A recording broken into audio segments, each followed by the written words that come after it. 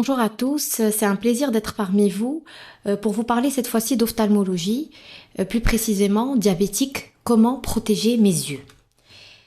Tout d'abord, il existe une relation étroite entre le patient diabétique, son endocrinologue ou son médecin traitant et l'ophtalmologiste.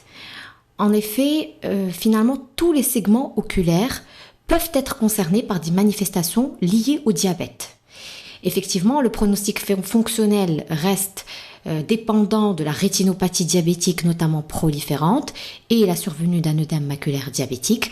Néanmoins, nous verrons ensemble que toutes les autres manifestations peuvent entraîner un dommage au niveau de la qualité de vie du patient et sont donc très importants à mettre en évidence et à traiter. Tout d'abord, je voudrais que l'on parle de surface oculaire. La surface oculaire est une unité qui est fonctionnelle et anatomique et qui va en fait englober toute la partie antérieure du regard, notamment les paupières, la conjonctive, la cornée et puis surtout le film lacrymal. Parce que finalement les larmes ce n'est pas juste de l'eau, c'est un véritable tissu cytologique qui va contenir donc des mucines, des protéines, des immunoglobulines, des électrolytes, du glucose, des nutriments pour la cornée et pour cette surface oculaire, pour à la fois hydrater, lubrifier et nourrir donc cette surface, mais également pour permettre le passage harmonieux des rayons lumineux au niveau de la rétine, puisque le film lacrymal est le premier dioptre oculaire. Donc tout d'abord, cette surface oculaire chez le diabétique va être très vulnérable aux infections et donc on pourra avoir des conjonctivites, des orgelets, des chalazions, des bléphaриtes antérieures ou postérieures et puis beaucoup plus grave, des abcès de cornée ou dit kératite infectieuse, notamment mycosique et redoutable chez le diabétique. Mais en dehors des complications infectieuses, je voudrais surtout vous parler de sécheresse oculaire. Parce que finalement, la sécheresse oculaire est probablement la maladie du siècle en ophtalmologie et on se rend compte qu'elle va toucher une grande partie de la population générale, diabétique ou pas.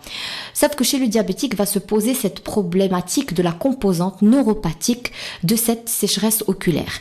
Mais on se rend compte aussi que cette surface oculaire va être liée à une stimulation neuronale et nerveuse qui va être défaillante chez le patient diabétique, notamment lorsque ce diabète est ancien ou déséquilibré.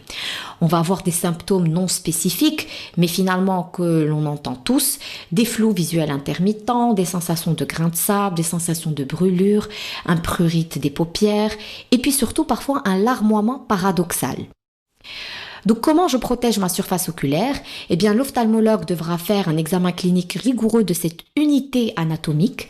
On distinguera donc ces sécheresses quantitatives des sécheresses qualitatives. Et puis surtout, il faudra évaluer les conséquences sur la qualité de vie du patient pour adapter au mieux le traitement et l'intensité donc du traitement à prescrire. Bien sûr, l'équilibre du diabète va toujours de pair avec toutes ces manifestations, notamment infectieuses. Et bien sûr, on prescrira donc des larmes artificielles afin de lubrifier, hydrater et protéger les yeux. Deuxième composante importante à signaler chez le diabétique, c'est la survenue de glaucome. Alors en fait, la relation entre le glaucome primitif à angle ouvert ou le glaucome dit chronique ou familial et le diabète est une relation qui est très controversée. On retrouve sur plusieurs études une prévalence plus élevée de survenue du glaucome chez le patient diabétique, mais l'imputabilité reste à déterminer. Néanmoins, il est évident qu'il y a des facteurs de risque communs, notamment l'hérédité familiale et puis l'âge. N'oublions pas également que lorsqu'on parle de glaucome, ce n'est pas juste une tension oculaire élevée, non. C'est une neuropathie, c'est une atteinte du nerf optique. Et donc on imagine bien que toute atteinte, même vasculaire du nerf optique, et là on va penser aux complications micro-angiopathiques du diabète, va pouvoir aggraver et faire évoluer un glaucome jusque-là bien équilibré. Donc le dépistage du tonus oculaire doit être systématique chez le diabétique de façon annuelle, voire même biannuelle, s'il existe notamment des antécédents familiaux de glaucome. Autre élément important, c'est la cataracte qui est particulière chez le patient diabétique. En effet, la cataracte va survenir beaucoup plus précocement que dans la population générale. Et puis surtout, ce qui va être compliqué, c'est sa gestion chirurgicale qui est beaucoup plus difficile chez le patient diabétique. Chez un diabétique, la chirurgie de la cataracte n'est jamais une chirurgie de routine. Pourquoi ? Tout d'abord, parce que le diabétique a tendance à très mal dilater son iris. Et là encore, on revient à cette atteinte neuropathique. Donc le nerf responsable donc, du muscle dilatateur de l'iris va être légèrement paresseux. Donc on aura des dilatations qui vont être gênantes et qui ne nous permettront pas d'avoir une exposition suffisante donc, du cristallin au cours de la chirurgie. Deuxièmement, et ça c'est le risque infectieux que l'on craint toujours, c'est la survenue d'une infection post-opératoire dite endophthalmie qui va survenir lorsque le diabète notamment est mal équilibré. Et à ce moment-là, on est toujours très très strict. On n'opère jamais un diabétique si l'hémoglobine glyquée n'est pas strictement inférieure à 7,5%.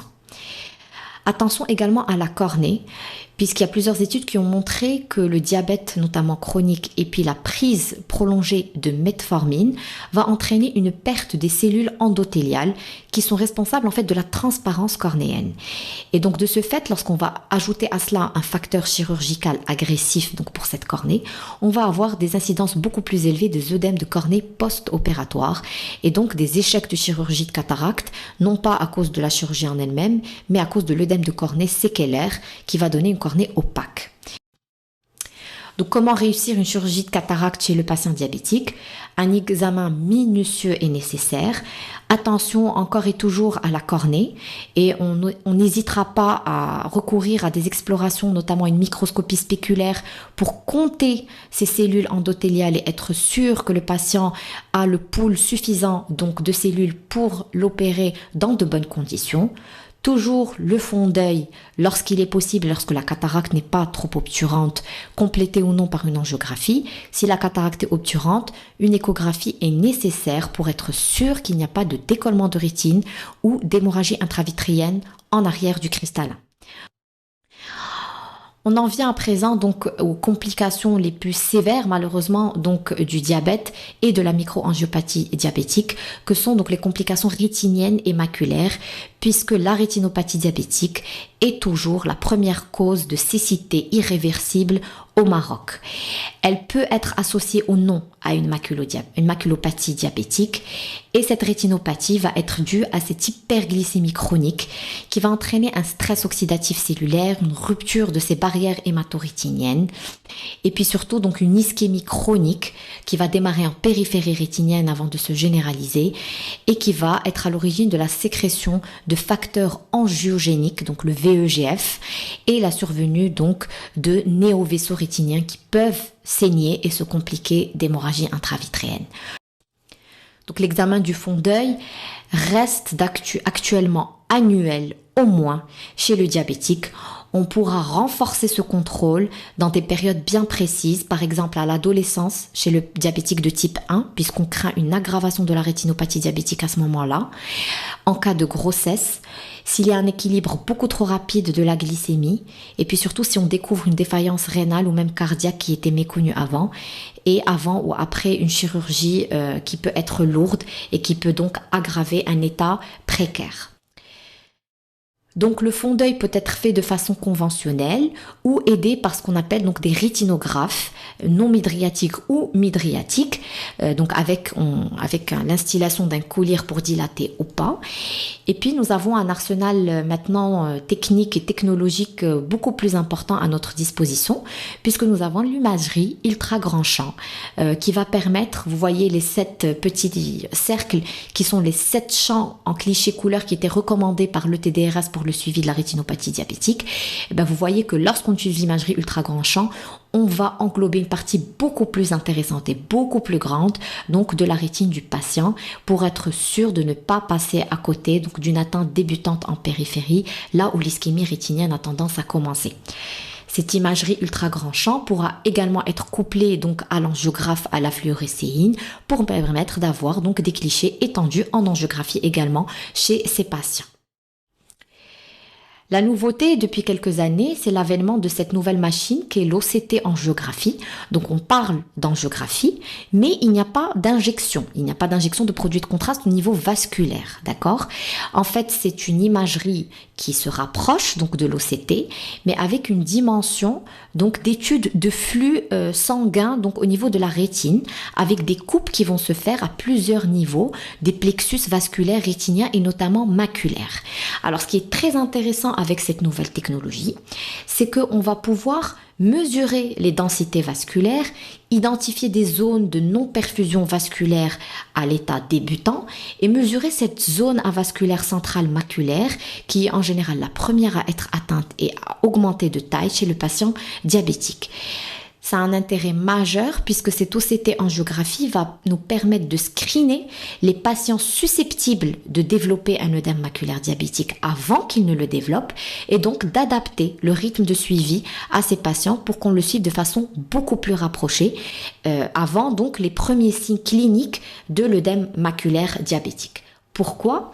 Eh bien tout simplement parce que plus on diagnostiquera tôt cet œdème maculaire, plus on les traitera tôt et plus le pronostic fonctionnel du patient sera amélioré. Le gold standard pour le traitement des œdèmes maculaires diabétiques reste encore les injections intravitréennes des anti-angiogéniques, donc les anti-VEGF, et nous disposons au Maroc donc des 3 molécules qui ont cette autorisation de mise sur le marché, le bevacizumab ou l'Avastin, le ranibizumab ou le Lucentis et la Flibercept ou l'Eylea. Une nouvelle molécule a vu le jour donc depuis quelques années et nous venons donc de recevoir les dernières publications, notamment les études de phase 3 dans l'œdème maculaire diabétique. C'est le brolucizumab qui est également un anti-VEGF spécifique donc du VEGF de type A.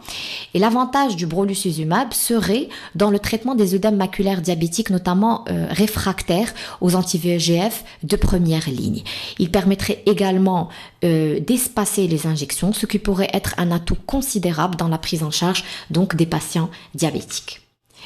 Mais attention, les anti-VEGF ne sont pas le traitement de la rétinopathie diabétique. Néanmoins, ils n'ont aucune action sur la cause de cette néovascularisation qui est l'ischémie rétinienne. Et comme leur demi-vie est courte et en général n'excède pas 1 mois, donc il y a un effet suspensif au bout de 1 mois après l'injection.